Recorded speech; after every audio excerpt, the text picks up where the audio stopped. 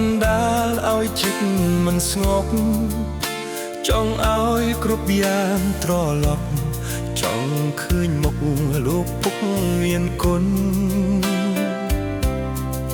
អតីតាពុកខំលីសែងរែកពុនគ្រប់យ៉ាងពុកទ្រាំអត់ធន់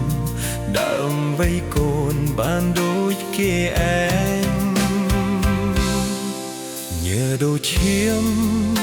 ក្រងក្រៀមកណ្ដាលថ្ងៃក្តៅ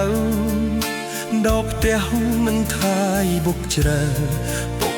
តែនៅណែបមិត្តប្រឡាយកូននៅតូច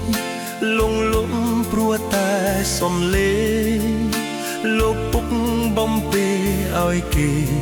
លងវងវែងក្រោមស្បៃរាត្រី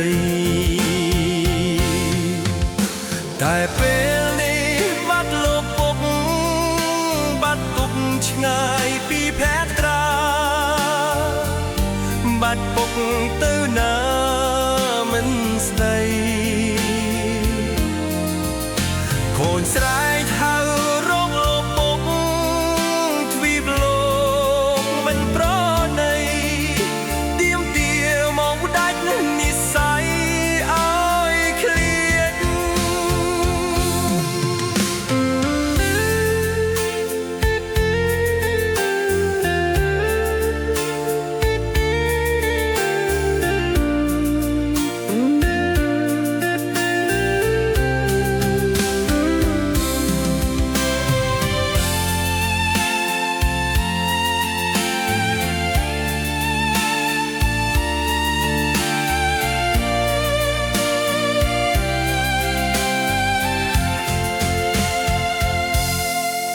ចង់ជួបមុខ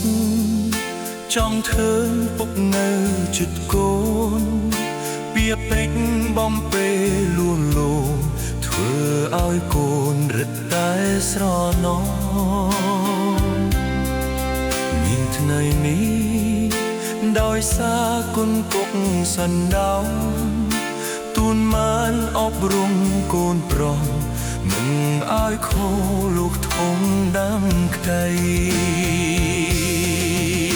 តែពេលឃ្លាតលោកពុកឃ្លាតពុកឆ្ងាយពីភេត្រាបាត់ពុកទៅណាមិនស្ដីកូនស្រែក